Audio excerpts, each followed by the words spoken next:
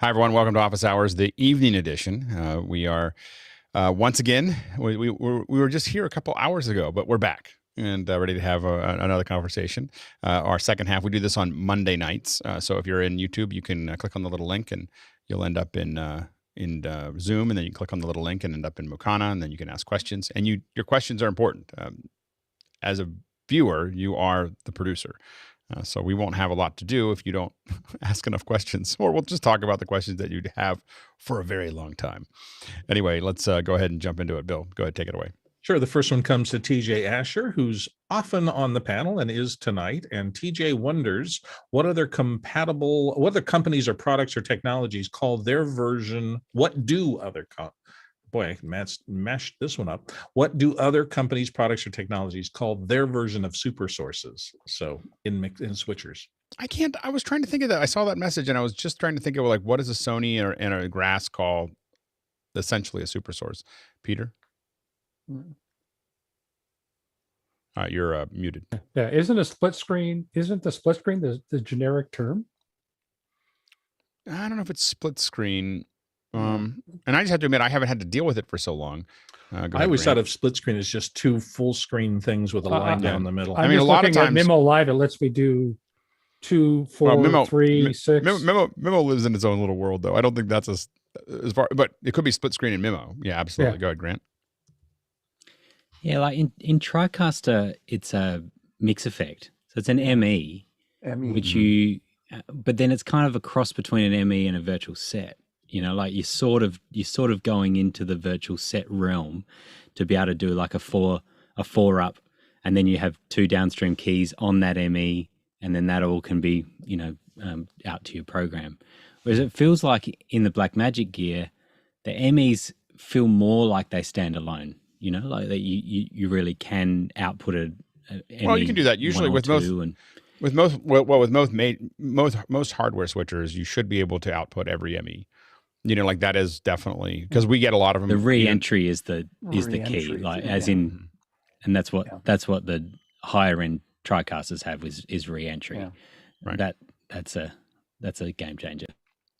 Yeah. So I have to admit I haven't had to think about that nomenclature that much since then. By the way, John, I think this is the first time. Have we spoken face to face before? I think we've just talked on the phone. Yeah, we've never actually met face to face. Yeah, John and I worked on it. I was thinking about it because I was actually thinking about we were just talking about trucks, and I was thinking about the truck in DC.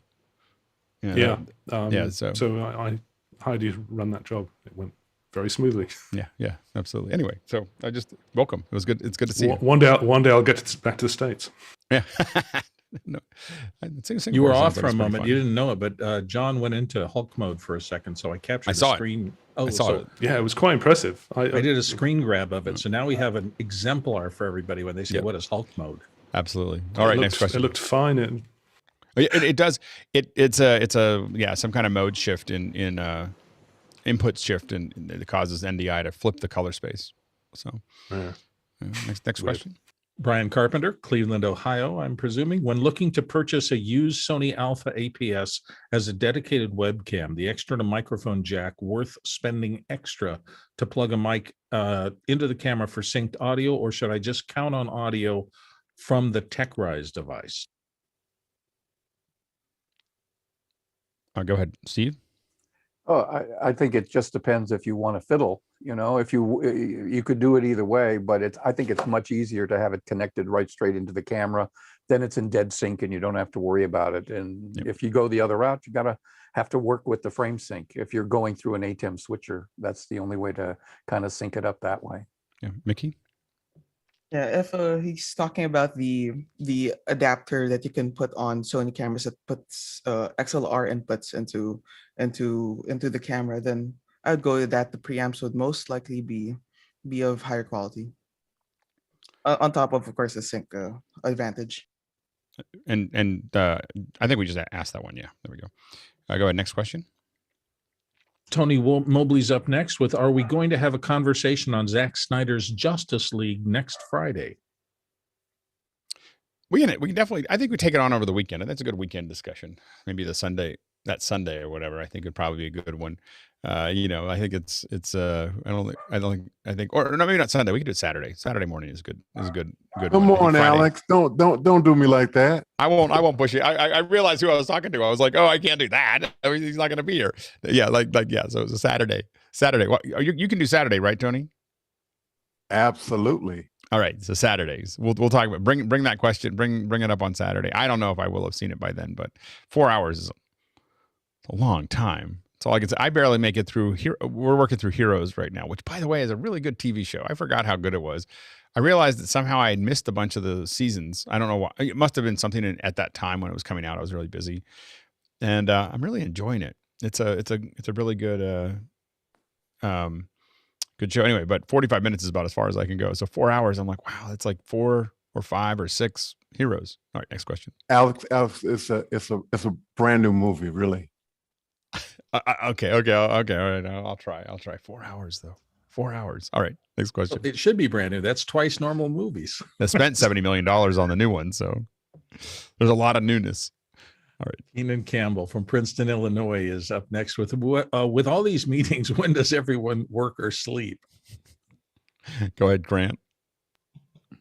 It's a very good question. The thing that's interesting about it is I'm really busy at the moment. There's a bunch going on in America work and also in Australia.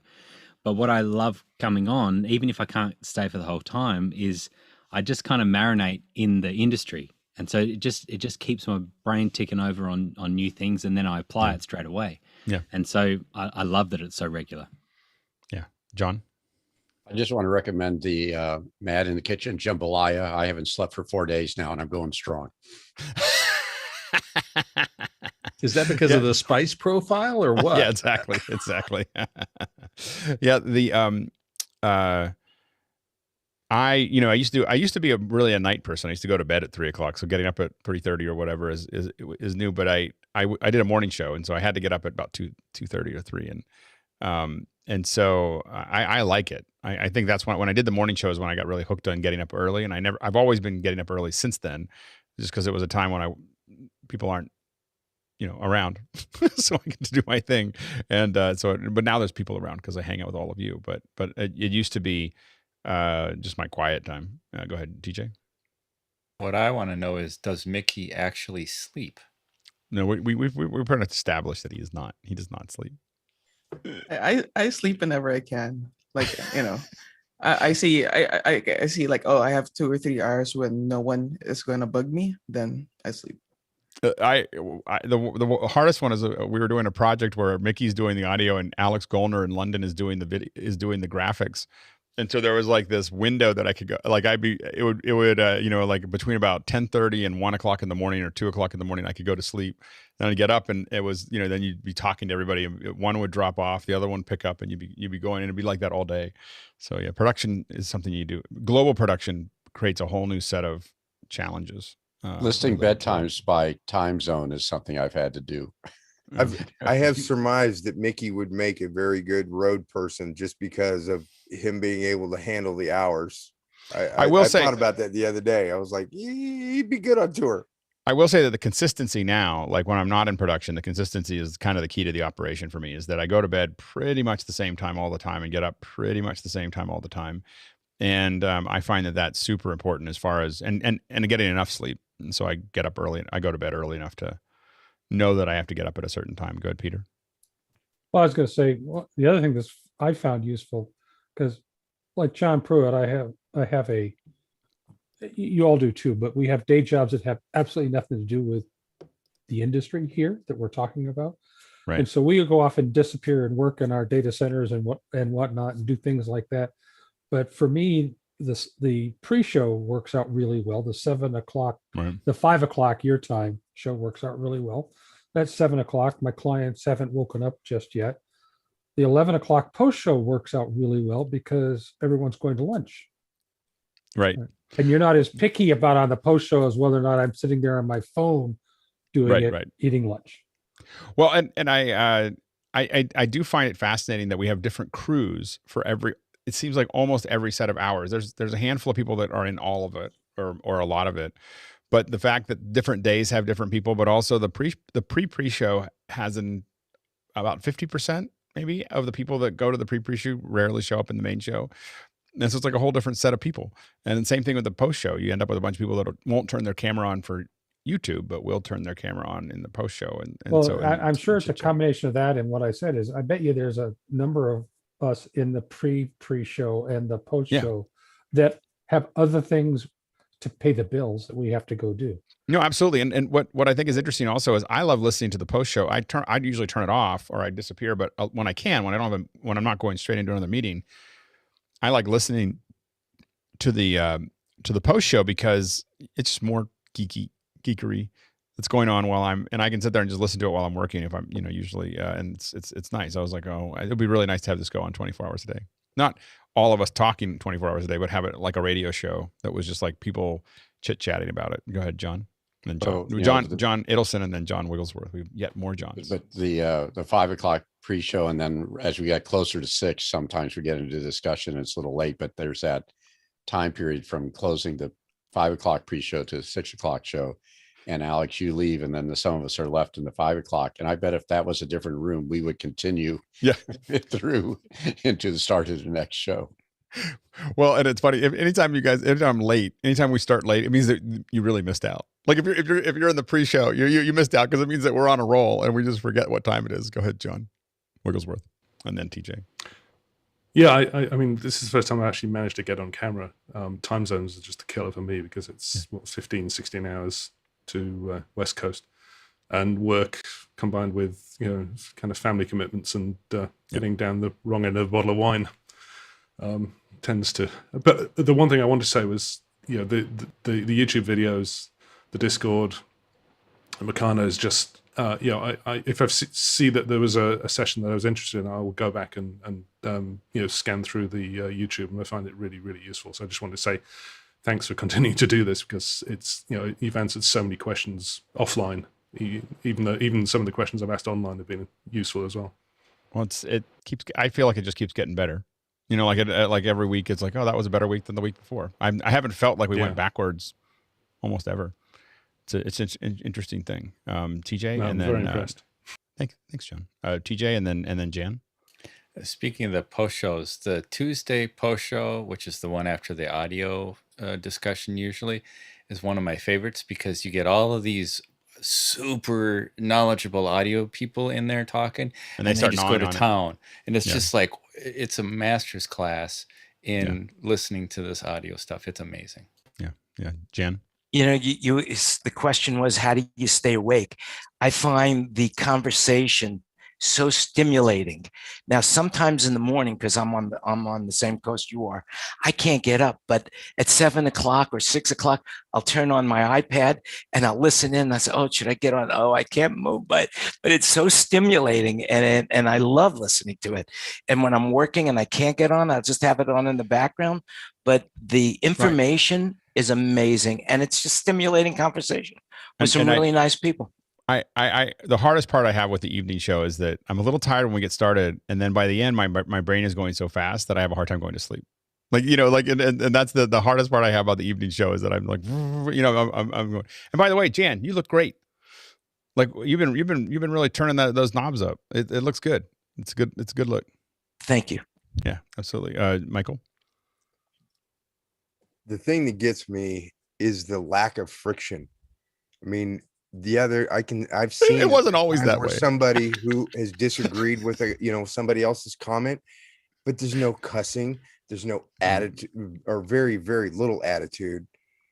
And I mean, it's a really respectful and nurturing environment. And man, I gravitate to it. It's like an addiction. I can't stop. This is like the fourth community that I've built, and there's just certain things that I found work and don't work in communities, and there are things that are hard to do when you start them. A more strict environment, and how we talk and how we treat each other and everything else seems to be it's very hard to do if you don't do it from the beginning. Like it's hard to instill it later. You just get mass insurrection. And so what you do is you create the ground rules at the beginning, and then you hold to them, and you do it even at the cost of a lot of people who don't want to be part of that.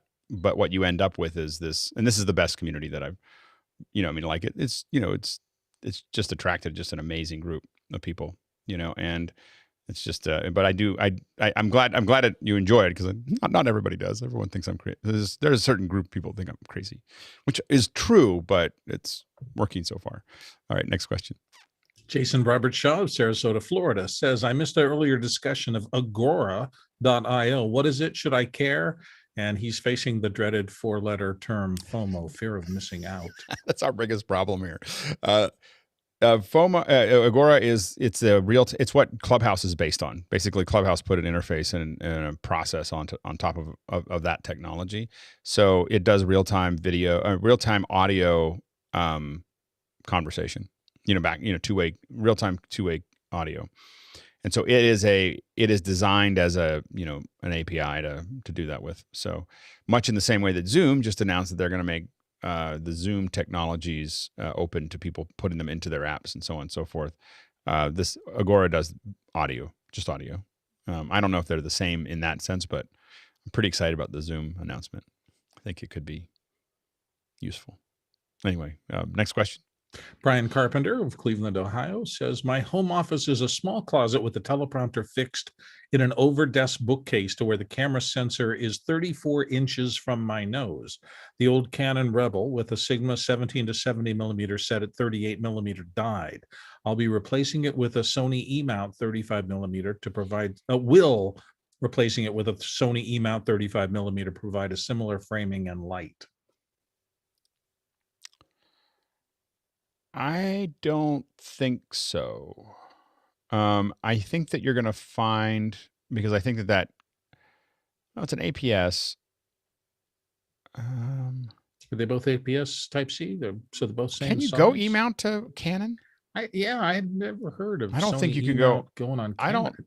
I've never seen. I've seen Canon go to E-mount. We've definitely had lots of Canon go to E-mount. I don't know. I've never had E-mount to Canon, and it does make a difference because it's the size of it's how that clicks in. I've never actually seen that work. If it does work, I mean, if you're putting it, I guess you'd have to tell us. I don't know if it'll. I also think that the magnification could be different. Yeah, go ahead, Peter. I keep reading the question. I keep thinking he's trying to tell us the camera died. I don't know how a lens dies. I don't know how. I mean, I have lenses going back 40 years and they don't die. Yeah, I don't. Yeah, I can't tell whether the camera died or the lens died, but it could be a nice way to say he dropped it. if it died from impact. You can short them. Oh, that's true. Short them out. That's true. Yeah. Yeah, go ahead, Michael.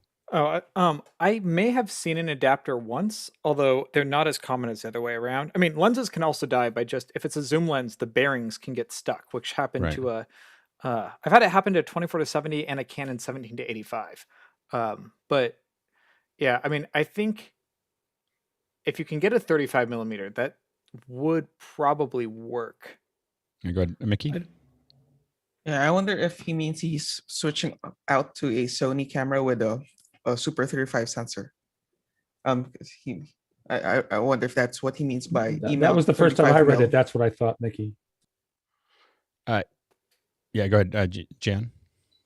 I'm using a Sony ZV-1, and it's 35 inches from my nose as well. So, what's your focal length? What's your focal length right now? I don't know what the focal length. The camera is the lens is 1.82 to 9.4. I think is what it is. On this, it's a standard lens. You can't change it. Oh, okay. Bill. I just did a quick web search on Amazon, and KNF does make an EOS E-mount adapter that's compatible with Canon lenses, but I think does he have a Sony lens? Yeah. And he's trying to adapt it to his original. I think we're gonna probably need another Sigma. Brian, we'll need you to ask another question to give us more data. All right, next question. Nick Pavlinek from Southeast Michigan says, you're running out the door to get a video of interest to you. What critical gear do you take? Minimalist approach, more than just a phone. Go ahead, Joshua. If I'm back in my old news days, it's a Sony ENG camera that's already pre-packed. But now that I'm paying my own bill, it's a DSLR with a good shotgun. Good. Bill and then Peter. Yeah, if you're doing this and you expect it, you should have a go bag ready with just what you need, which would be camera, lens, batteries, some sort of monitor, whether it's built in or you have a viewfinder, but something to see the picture. But I don't know of anybody. I had one of those around while I was actively trying to gather content, but I haven't had one in a long time because the phone does such a good job. Peter? Well, being a grandparent with kids, I don't have quite the run out the house, but quickly grab a good camera to watch what the new toddler is doing. And for me, it was my Sony AX. It's still my Sony AX100. 2 weeks, it will be my Blackmagic 6K Pro. Yep. Yeah, Mickey? Yeah, speaking strictly in the sound side of things, my go bag for 70% of the production work I do is a reliable recorder, 2 wires, and a boom. Yep. Yeah, I'd say a boom, a small battery powered light is usually pretty good. You can get there's lots of versions of little lights that you can have that you'd want to grab.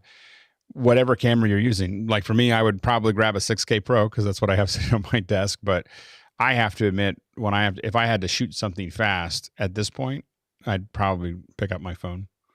And Michael? Really, this is just a question for Mickey. Are you using a mix pre? As for most of my work, it's a 6v3, which is a 6-channel recorder. All right, yeah. We were having this discussion the other day, and with some different folks, and I was just curious what you were using. Go ahead, Ray.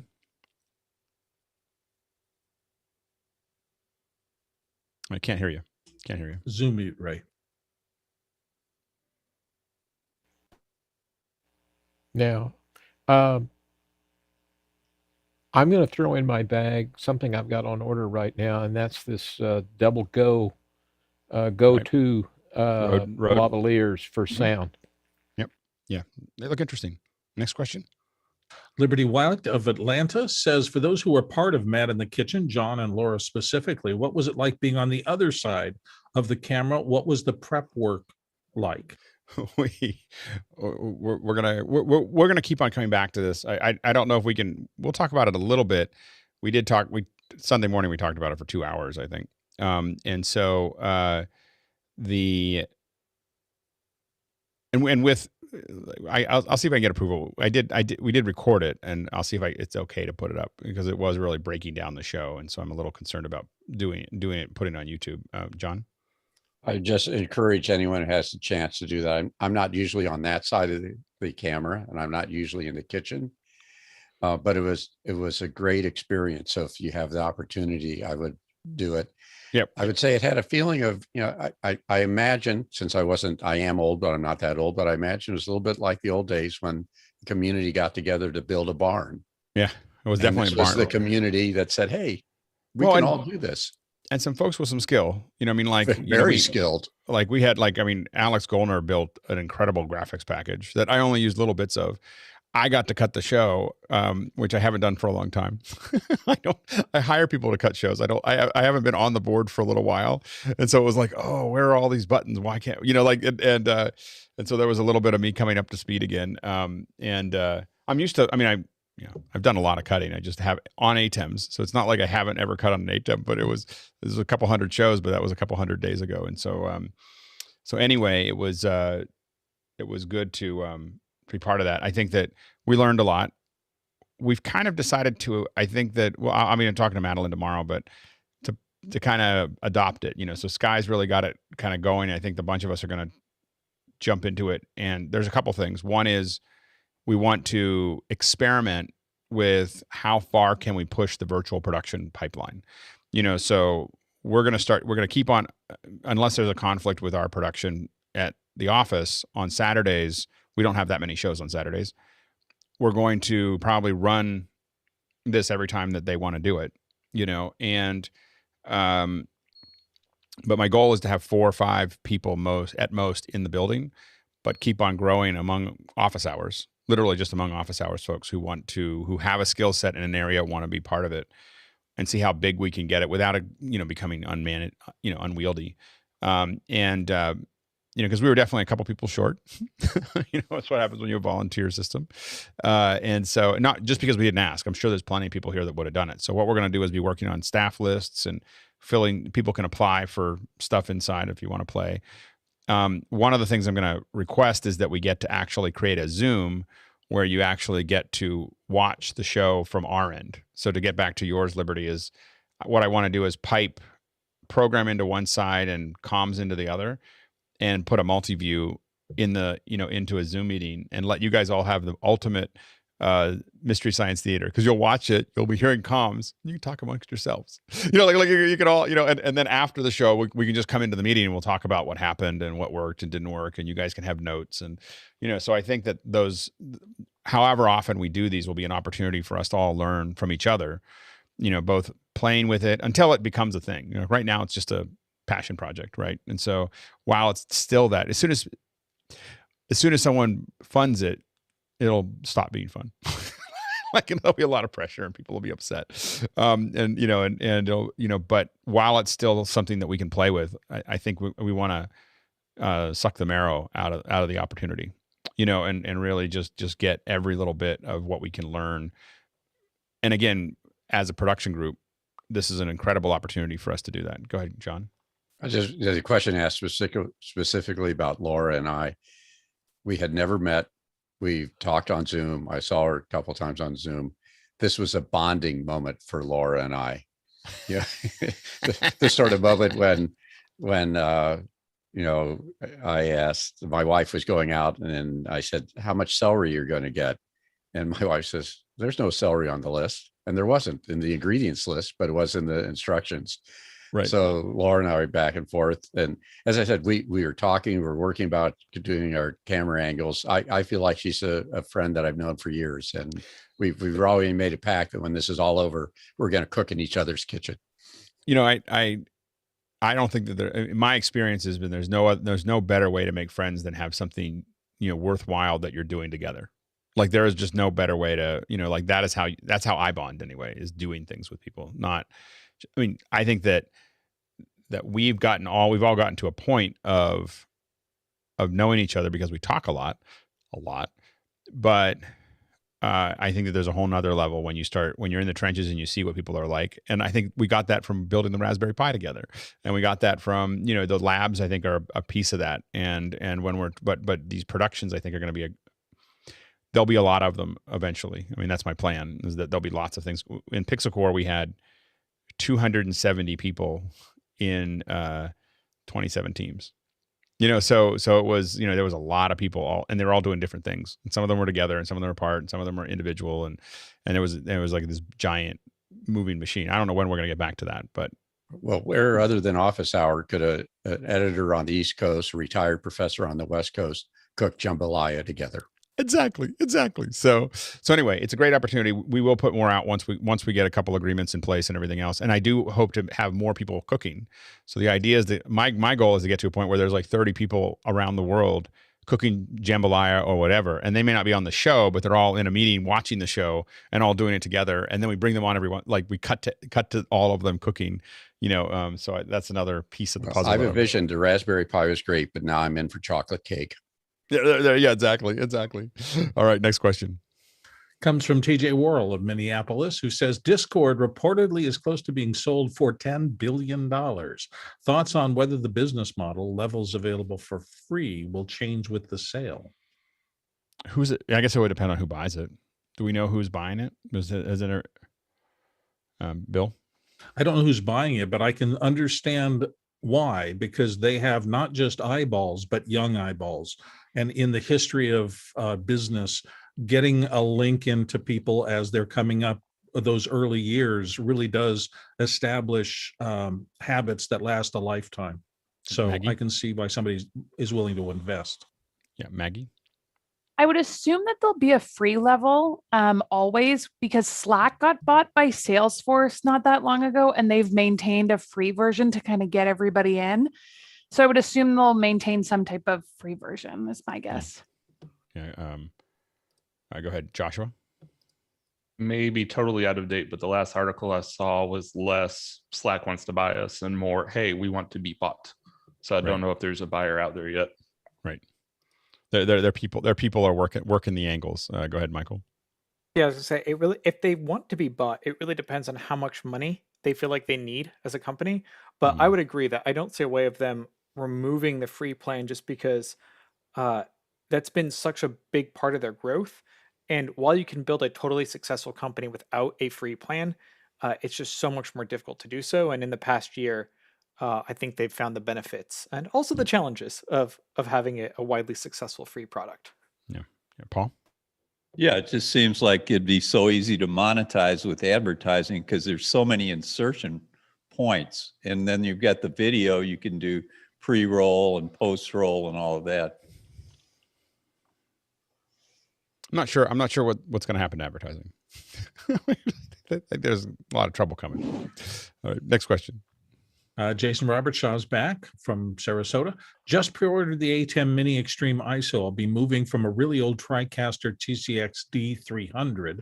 What should I do to get ready? What will the A10 do that the TriCaster can't, and vice versa? Go ahead, Grant.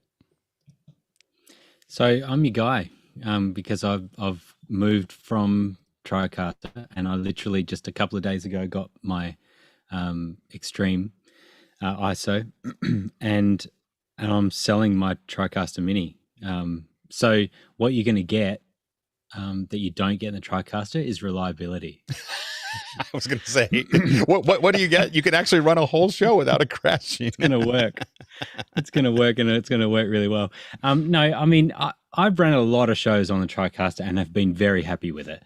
But specifically, I think you'll find that there are things about graphics and titles and things like that you can just do in the TriCaster. You just type out a bunch of things and here it goes. Obviously, you got to think about how you're going to do that with the A10. But as far as like some of the, particularly coming from such an old one, I don't even think it had the mix effects in the same way. And so the super source is way better than anything you could have done on the 300.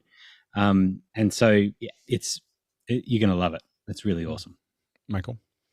I mean, this is probably obvious, but it's worth stating. I went from a ATEM TV Studio HD, which has 4 SDI ports, to an Extreme ISO.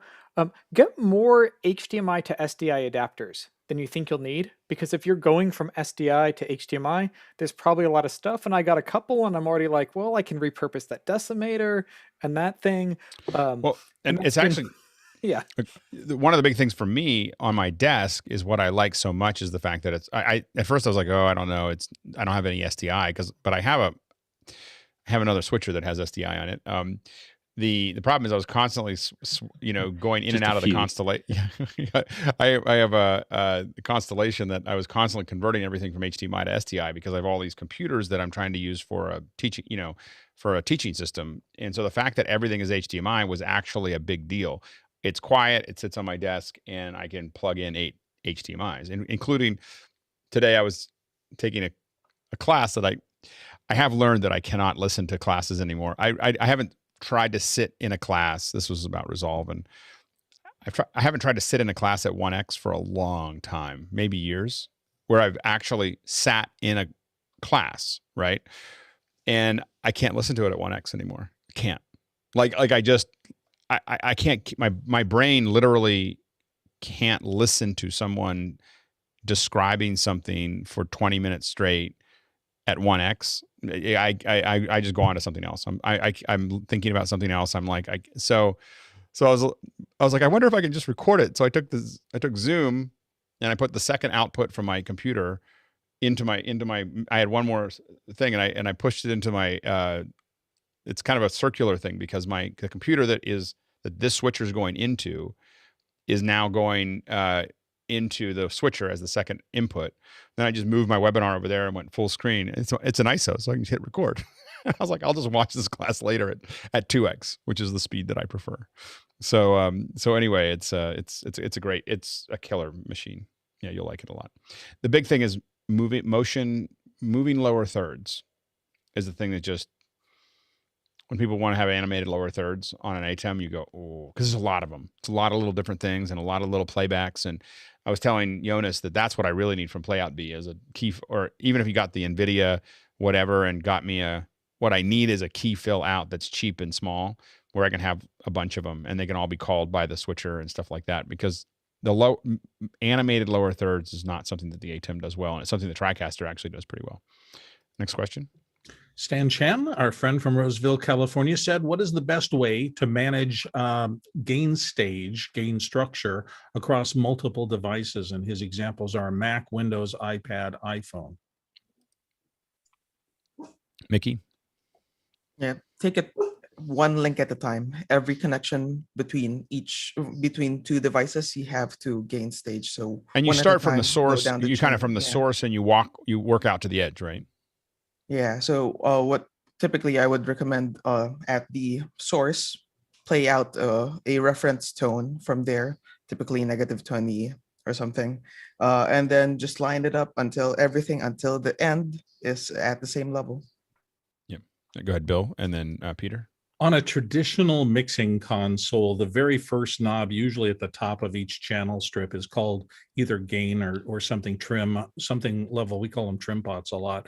And its function, the whole function of that was to make sure that no matter how strong or weak the signal hitting that first part of the entire chain is, you can rise it or lower it to where it's an even level for all your sources coming in. Even if you're working in a digital thing, like you're working with some of the software, that is still the same. You want to try to make sure that every signal coming into the system starts on an even playing field, so that from that point on, every change you make is the same relative change to that initial fixed level. You got Peter and then Michael.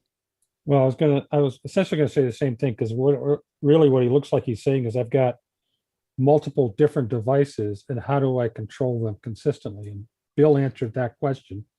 And if you're just talking about mics, just go back and listen to the latest Matt in the Kitchen, because clearly there was a gain problem between Jamil and Maddie talking. Right. They were off levelly from each other. And go ahead, Michael. So with digital as opposed to analog, there's a new problem that you have to think about, and you have to solve, and that's called bit depth. So your very first source that you're bringing in is where you're getting your full bit depth. Everything after that is the amount of that first source, unless you're fully breaking that chain and then coming back in. And that is something you really have to consider.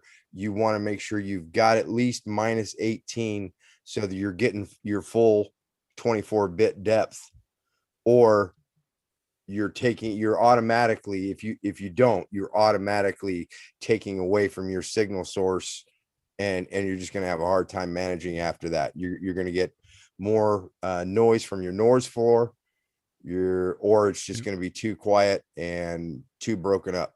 So it's really far more important and more complicated than analog ever was in that respect. Go ahead, Peter. Point of clarification, because I think I'm still confused and trying to get to the core of the answer. This question reads like 4 discrete devices, and how do I control gain consistently? Michael, what you just described to me sounded like 4 devices in line problem. That's the way I read it, but in saying it, I did think, is he coming off a mixer and feeding 4 sources independently, or is he going into one, into the next, into the next? Okay. Like a video chain would possibly be. Yeah. Next question. Moving on, Tony Mobley, our friend here on the panel today, is in next with, I have a technician coming to the house tomorrow, replacing my fiber modem, installing an Ethernet port near my current location. Is there anything else I should ask for?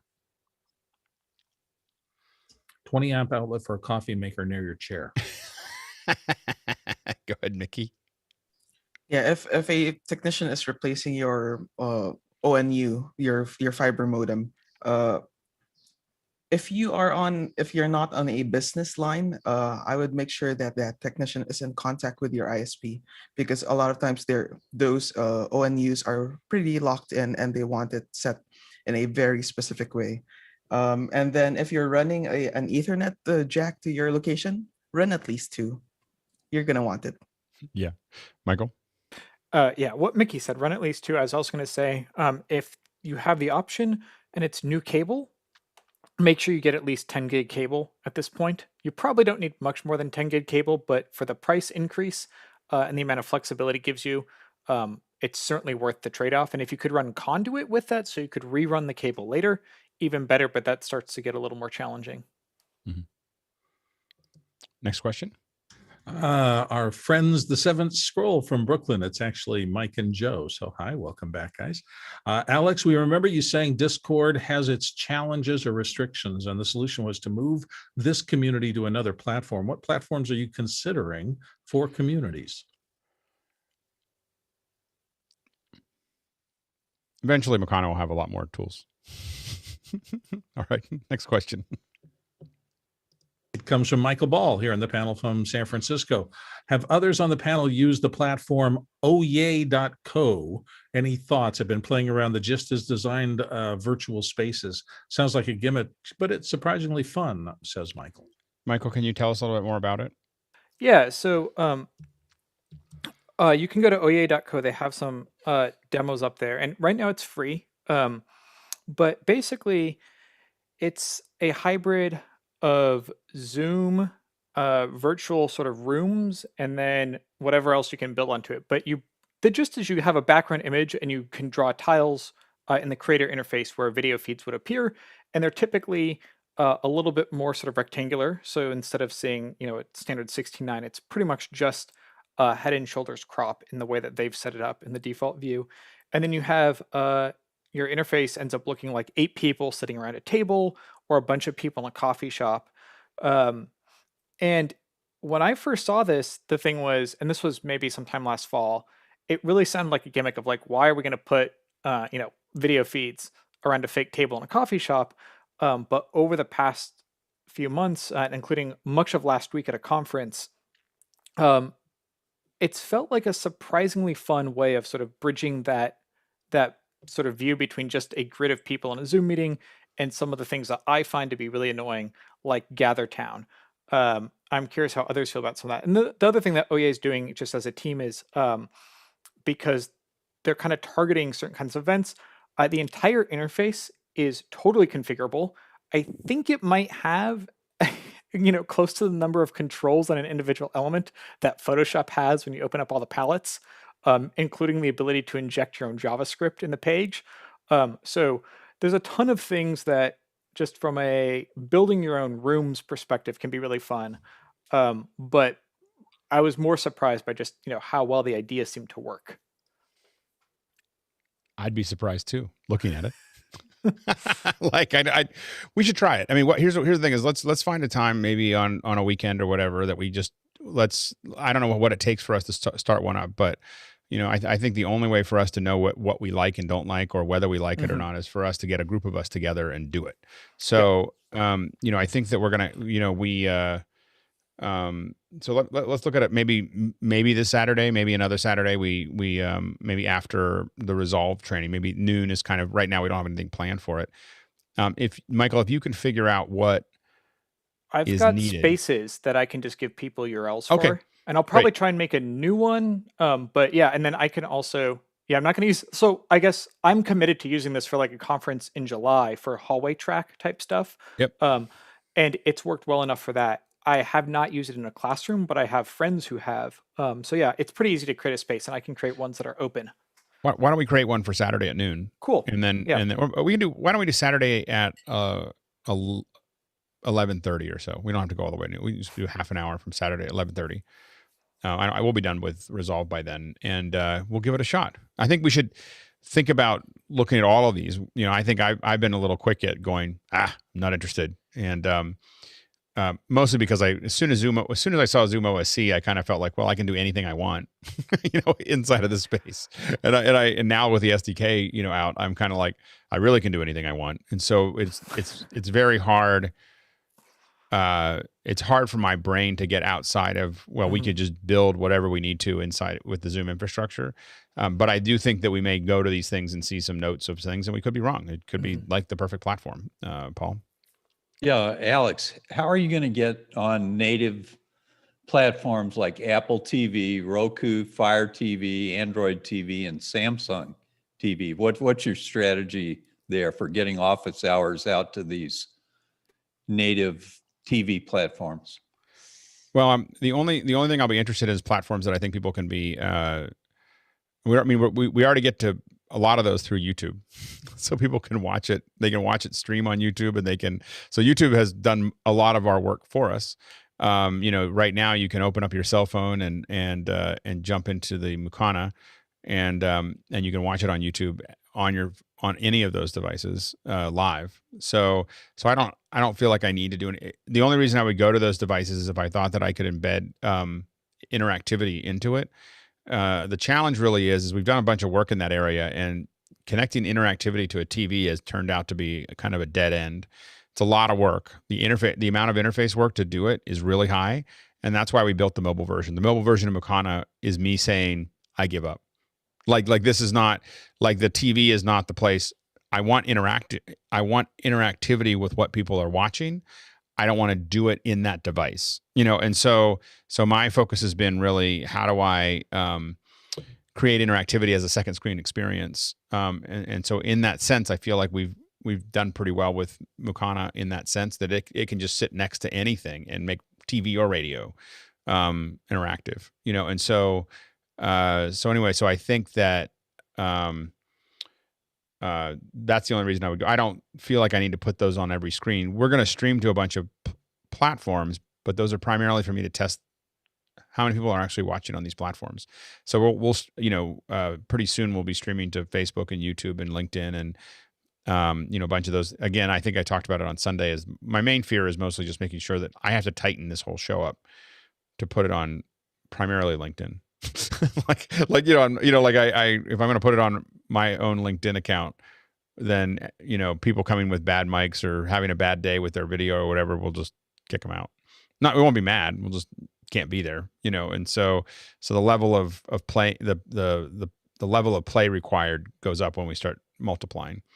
So anyway, so that's why we're not quite there yet, but we're getting pretty close. It's a pretty good looking group today. I mean, everyone's is well presented, so it's good. Yeah, and you're very forgiving, Alex, because if somebody gets kicked, they can dust themselves off, fix things, and come back the next day, and it's a brand new day. Exactly. That's it. It's just like, hey, this wasn't your day, partner. All right, next question. Tim Mann of Langwarrin, Australia says, on an A10 Mini Pro ISO, is there a way to factory reset the device? I've tried clearing the startup state. Go ahead, Bill. I wonder if there's something, because there's two pieces of software that comes with most of these mini switchers. One that we stay in most of the time is the ATEM control, software control. But there's another one called ATEM setup. And if I'm not mistaken, I haven't used it in a while, I think there was a reset everything control back in that original control software. So I'd look there. I don't know if there is. I seem to remember running across it. I've never used. I'm in it. I'm looking at it right now. Okay. So when I say I don't know if there is, I mean I'm in it, and I don't see any way to reset it. So I don't know if you can or not. In the configuration, there doesn't seem to be a reset. I know you can reset cameras and you can reset a lot of the individual settings. I'm not sure if you can reset the whole board. We'll do some more research on that. Next question. Moving on to the Seventh Scroll guys are back, and they say, hey guys, wanted your thoughts on the Orbiting Camera Dolly by Josh Yule on Kickstarter, and they have a link to it. So everybody can go take a look. It looks pretty cool. I think someone had posted this. Maybe it might have been. It was posted, I think, in Discord, and I. Wow, $7,500 goal, and he raised $258,000. So somebody likes it. Rotating cameras is a pretty slick. It's a slick look. I've gotten a chance to do a fair bit of that in different scales. In fact, there's one on my. I think it's on my page. If you go way back, there's a poem of all things on my page with DJ Disraeli does a poem over white what I'm doing there is a lot of it's handheld, but I think that there's some spinning pieces to it, I believe, that are in there. But that was a giant one. So that was like the size of a room that would rotate. It's pretty cool. I can't remember how much of the rotating we used and how much I just used my handheld shots, but something to take a look at. Next question.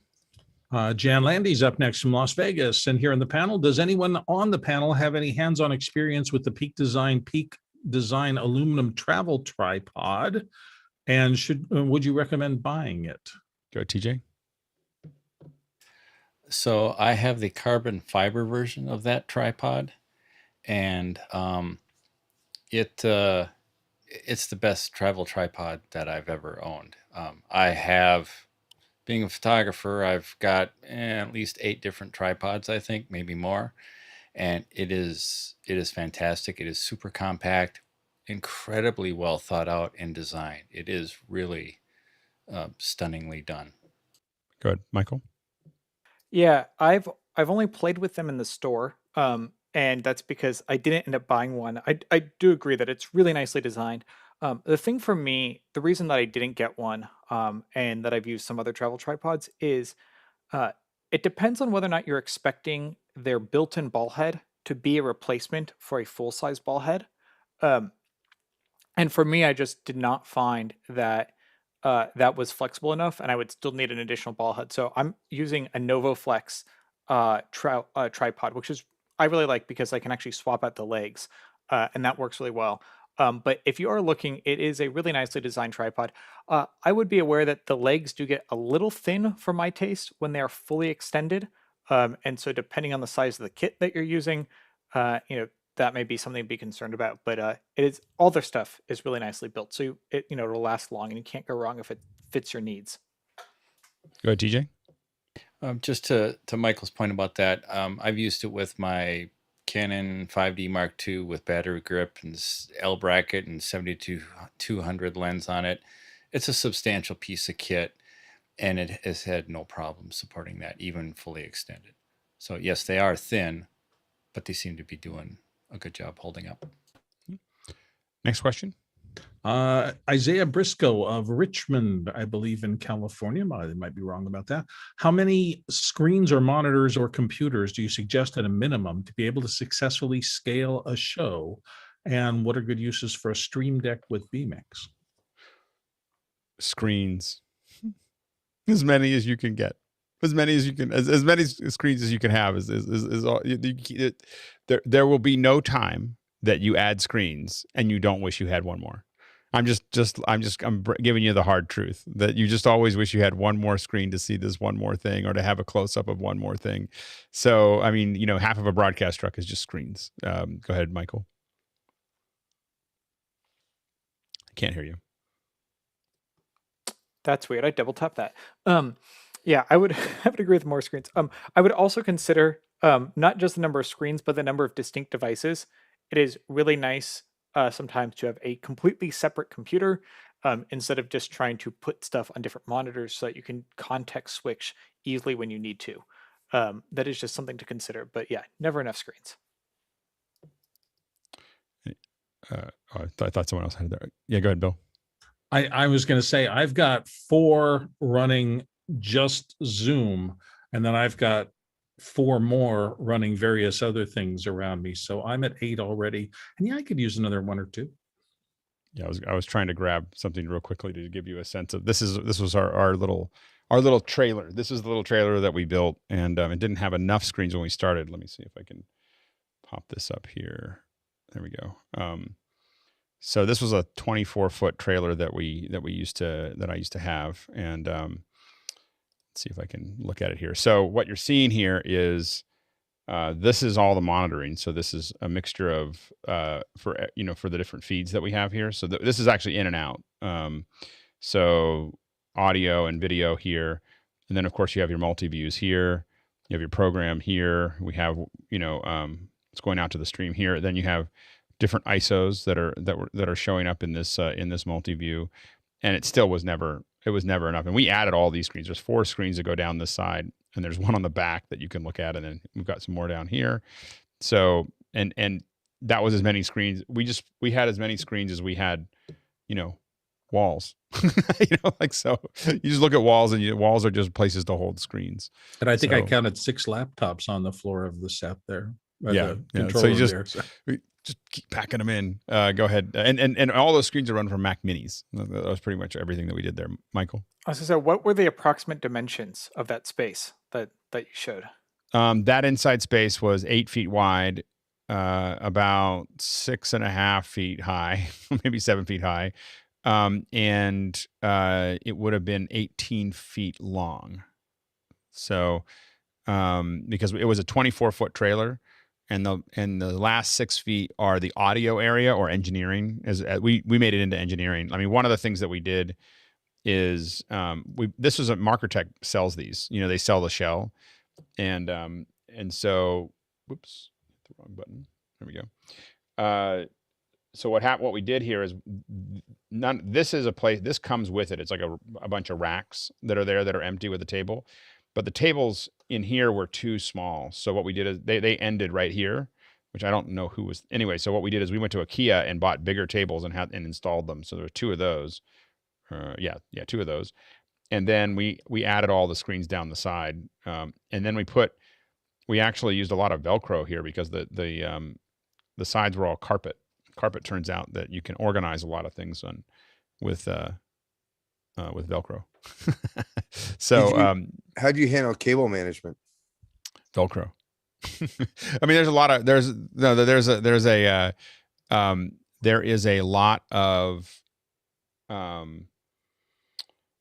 places. There's lots of chutes that you can run cable, and almost all the cabling was in the back, is in the back engineering area. So almost all the racks. The only cables that had to go out were to the monitors down the side, and that mixer, the QL had it. And what we would do is run it right along the monitors, and you see it come straight down. So the monitors hid a ton of cabling, and then they just came out to the desks as needed. And the front desk had plenty of places to come out of cables. We had those little, I don't know little brush, 1U brush openings where just cables came out from there. And then lots of breakout cables. Yeah. Next question. Moving on, Lee Lowe of Washington, D.C. says, I know you guys have talked about comms at length, but can you recommend something less expensive than Unity for a smaller project? That's what we used Unity for. Less expensive than ClearComm. So, I don't know. Go ahead. Phones, Maggie. That's what I was just going to say is when we've only had like one person who's away or like 2 people who are away, we've jumped on a phone call. But once you kind of get like past a 3-way phone call, you just call Tucker. He'll help you. Yeah. I mean, but conference call, we started, our first comms were GoToMeeting, like it was just, everyone would just call in. Go ahead, Joshua. Sorry, double tap my mute. I've had 1 or 2 man setups where we did a Discord push to talk, actually. Right. Yeah. So you can definitely Discord. We've used Slack in a pinch with someone, for some reason they had to use it. And then phone calls. Like a lot of times you even to get people into our comms, if they can't install something and all they got is a phone, we'll have them do a call in and then find a way to route that call into like with Zoom. If they all I got is a phone, we just have them call a Zoom meeting and then we pipe the Zoom, do the 2-way with the computer that's doing that. Go ahead, Tony. Yeah, I just wanted to say Zillow might be a cheap, inexpensive way to go. Yeah, I haven't used it for that, but yeah, go ahead, Maggie. I just want to say also before we go, like doing Unity through Tucker is not that expensive. So like it's actually the cheaper option. Yeah, because you don't have to figure out how to set it up. Like, and Tucker, the level of service that Tucker provides for the cost that you pay, you feel bad. Like you feel so it's really, really incredible service that Tucker provides. I can't wait until we have it where we go. I remember when I could just call Tucker. Now I have to talk to his secretary, and then there's the 3 other people that he's going to assign to my job. And sometimes if it's a really big job, Tucker might actually be there or online or whatever. But it's really good, and it won't cost you very much to have him just put it in the cloud for you. I would highly recommend it. Maggie's got a great point. Next question. Comes from Philip Tesoro in Brisbane, Australia. He's back with have an event where I need to put a Brio 4K off some truss and then get it back into a laptop for Zoom. The 4K is necessary for the digital zoom available in the cameras. Is it possible to use a Cat5 USB extender to get up to the Brio? Possible cable length up to 30 meters might be needed. Go ahead, Nikki. Yeah, you have to make sure that the extender actually transmits USB 3.0 because you need 3.0 for 4K on the Brio. If you just go 2.0, it's going to be 1080p. And also you have to make sure that the extender is an active one and can provide power to the Brio. If not, you might want to add a powered hub in front of it. Right. Go ahead, Michael. Thought the Cat 5 was good for 100 meters. It's the Cat 5. It's the extension of it for USB. Most of the Cat 5 stuff that I've seen is all USB 2. I don't know if I've ever seen a USB 3 over Cat 5. I don't even know if that's possible because the Cat 5 is not. Yeah, I'm not sure either. But alternatively, if you don't have the Brio yet, I'd go for the Huddle Cam. The version that has an HDMI out, turn that into SDI so you can run a long line, and you'll have a much more robust system there. Yep. Yeah, and I would, if you're gonna stay with the Cat, I would actually go Cat 6 shielded just to protect your signal, you know, and make sure that the drains are actually soldered in place properly. Joshua, that Michael just touched on it too. Cat 5 will do USB 2, Cat 6 will do 3, and then shielded for distance. Joshua, what camera are you using? I got this one in the COVID scarce days, so C920 knockoff. No, it looks clear. Oh no, I was just curious. The color's good. Yeah, so I'll put a link up if you want. Yeah. Next question. Mickey from the panel here and Manila in the Philippines, with the possibility of us exploring other platforms. Would we be interested in doing a Blue Jeans test kitchen? I've been pushing back as much as I can on having to use it, but it seems that resistance is futile. I apologize ahead of time. I'm in a lot of Blue Jean calls. Anyway, it's not the best platform. Go ahead, Michael. You're muted. Darn it, I keep doing that. I was just going to say that around the same time that a bunch of educational institutions were buying video platforms, Blue Jeans and Zoom were the top two choices. And there's a reason that Zoom went out even 4 years ago. Yeah. That's all I have to add. You know, what's interesting is how valuable the gallery is and how no one seems to figure out how to do it well. You know, in Blue Jeans, the thing that Blue Jeans has that makes me crazy is this: it randomly shows people and doesn't show people. Like, it's just like there's some people down there, but then the other people show, you know, like they've decided that they're only going to have this little thing, but people are appearing and disappearing. You don't really get a sense of who's in the meeting and who's not. And it's very disconcerting, you know, and I find now the one thing is it does have Dolby voice, so it will spread people out. If you have a you know, like if you have an open laptop or whatever, it'll put people in different places. At first, it's very disconcerting. After a while, it actually makes sense. You will also find that the latency, possibly because of that, but the latency is, I think, probably 150 milliseconds more than Zoom. So it'll be the conversation's a little slower, you know, than Zoom is. But yeah, to test it, yeah, again, I think these, like, I know it's not a good time for you, so I got to figure out maybe a time that makes sense to do these kitchens that isn't a good time, that maybe even before, like, the evening session or something like that. I'm flexible. Well, I was just thinking, like, we're going to test the thing that Michael talked about this Saturday, but maybe in the future we make that maybe that becomes a time when we fiddle with new platforms, you know, just to play with them and talk about them. Next question. Chan Landy here on the panel from Las Vegas. Does anybody have an experience with Loola TV? That's Loola. He has the link there. And what are the alternatives? This streams to TikTok as well as Instagram. Go ahead, Maggie.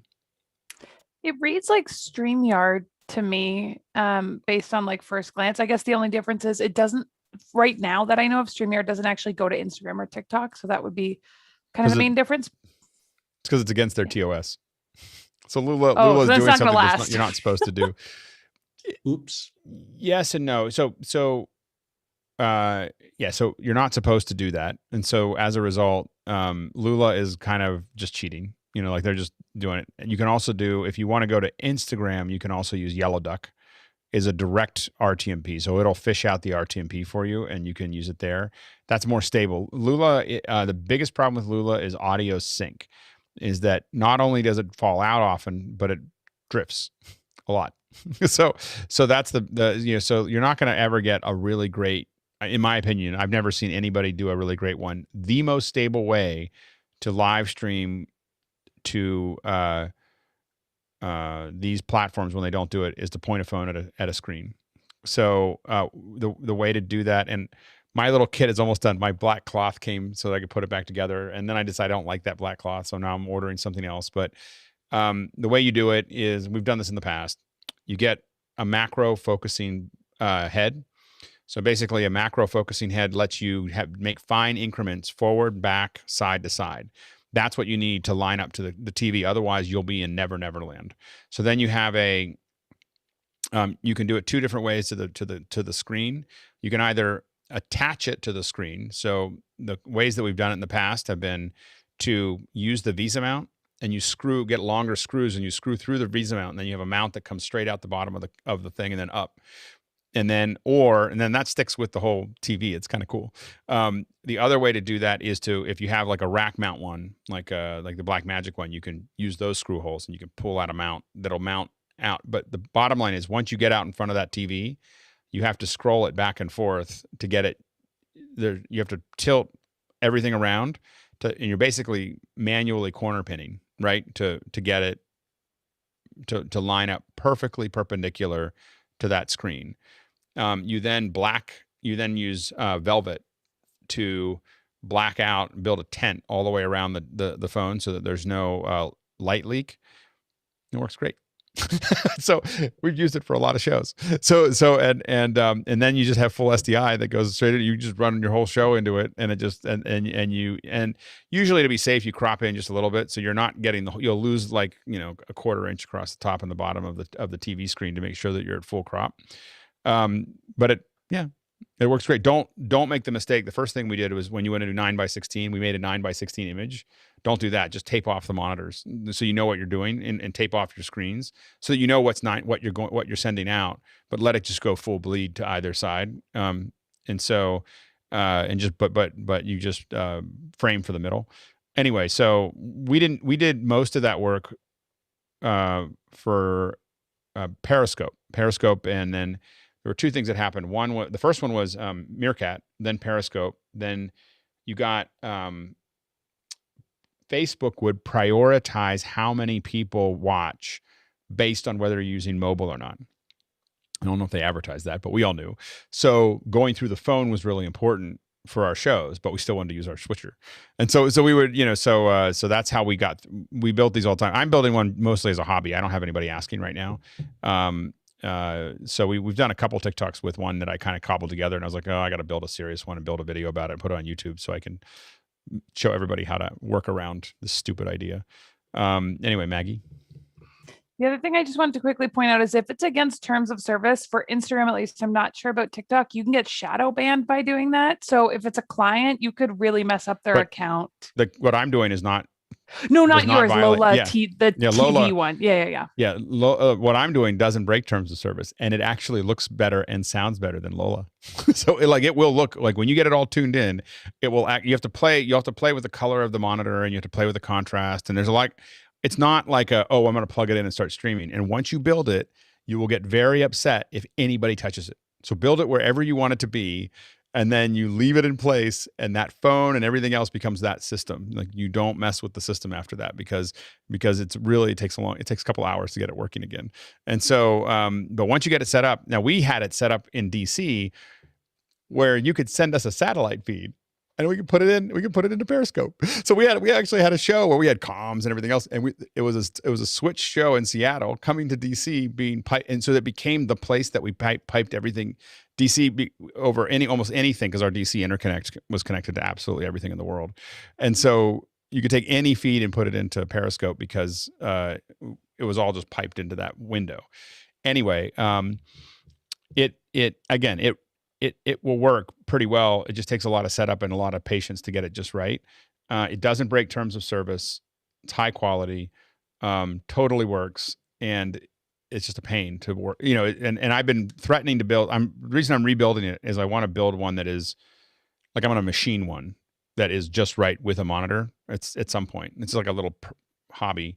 And it's mostly because, now the reason they do this, of course, is they want to keep everybody on the same playing field. So they actually don't want you to do what I'm talking about. They're trying to keep everybody from using big professional equipment. And the reason that they did that was because when Hangouts came out, Hangouts hired a company that made all of their Hangouts look really, really, really good with a lot of production equipment. They brought hundreds of thousands of dollars of hardware, and they made all the Hangouts look good.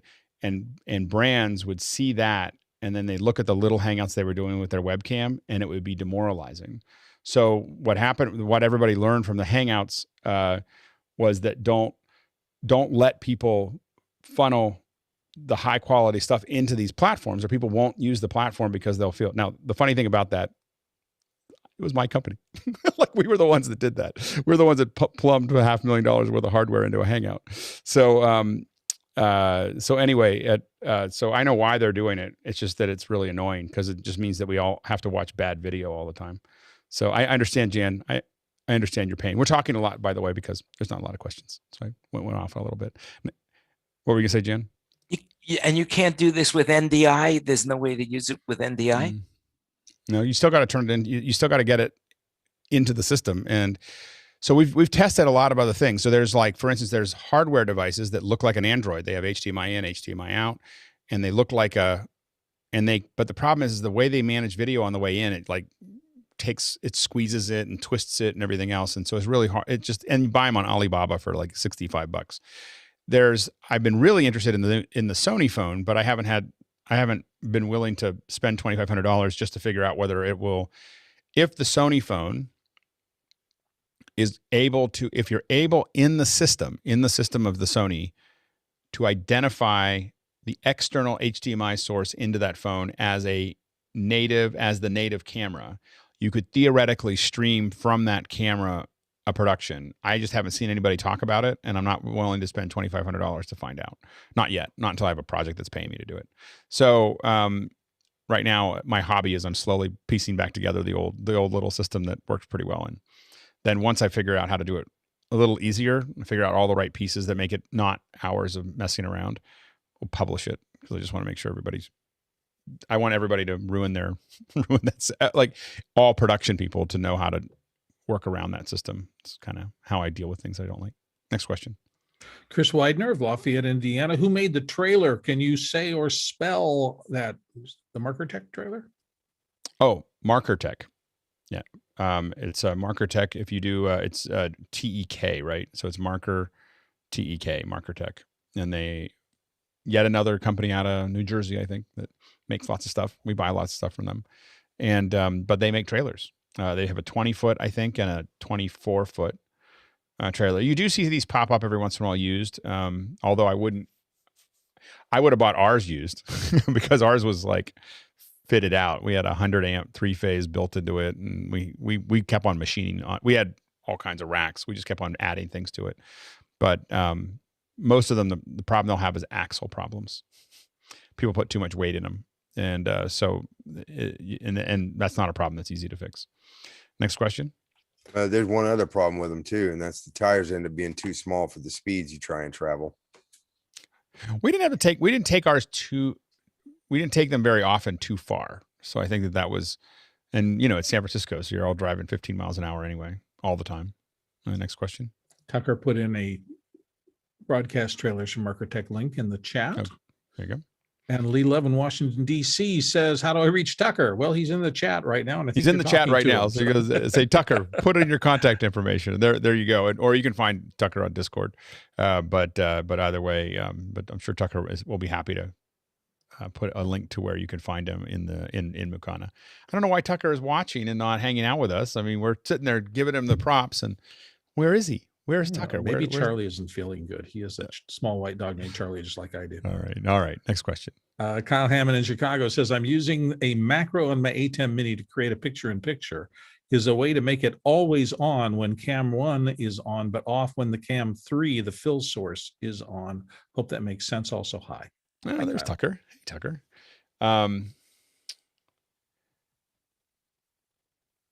Yeah, go ahead, Peter.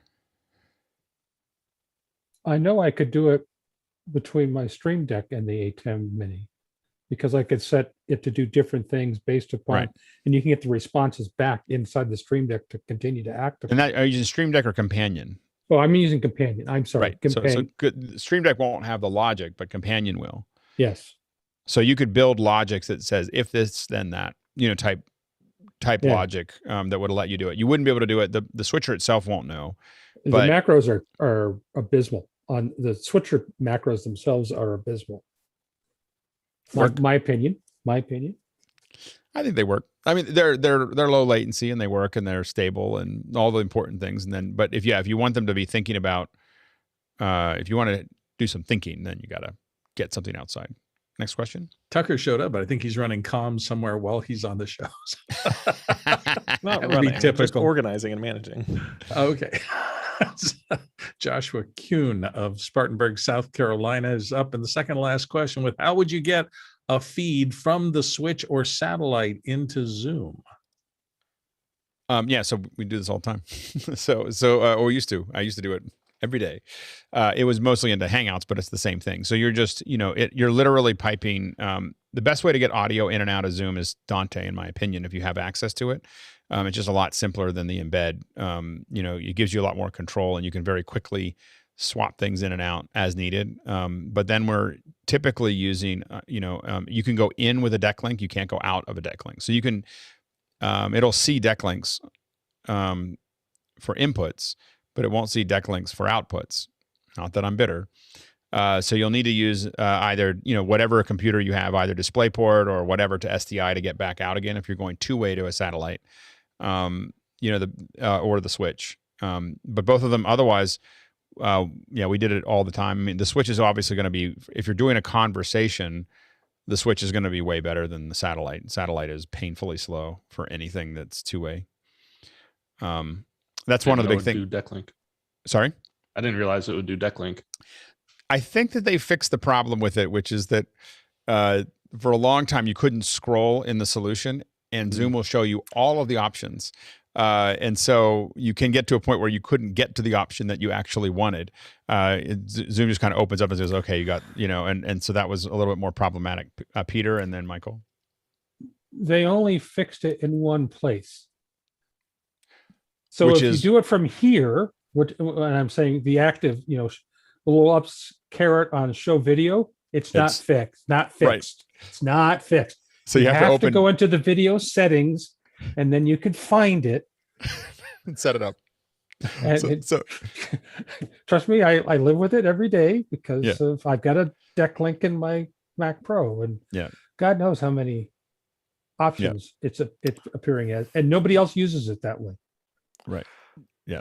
Go ahead, Michael. I was going to say the exact same thing. It's only been fixed in the in the video settings place. The one thing is also I have found over the past year, Zoom has been pretty good about supporting the deck link card, but it is the interface that is most likely to break if something else grabs it. And sometimes I will just have to restart Zoom for it to come back and see it. Don't know whether that's Zoom, macOS driver, but it's usually when you start a Zoom, right? It's usually when I start. I mean, once I'm in there, it hasn't lost the connection. Yeah, but it's same problem we have with Mac Minis. There's something about the interface that so you'll jump literally from one meeting to another, and you'll get into the next meeting, and your video doesn't work. Yep. So it's something in the startup process. In the same way that the input changes, I have a feeling that whatever has the ATEM go black is the same thing that has NDI go pink. in green, is there something in that handoff that gets dropped, and NDI inverts the color space. It goes and ATEMs just go black. So I'm not sure which is worse. Yeah. So anyway, go ahead, Michael. I guess I'll just also mention Chrome has been very reliable for me on the Mac, though, about showing me my deck link cards, which has been super useful, especially since tools like OEA pick them up as a webcam, whereas Safari gives you nothing. But yeah, I think that's partially why Zoom works, is because the base layer is the same. Every production that I do have an old web presenter that is USB 2, only 720p. I always have one that's in line with the computer, and the reason is that I've never, knock on, never had it not be able to see that.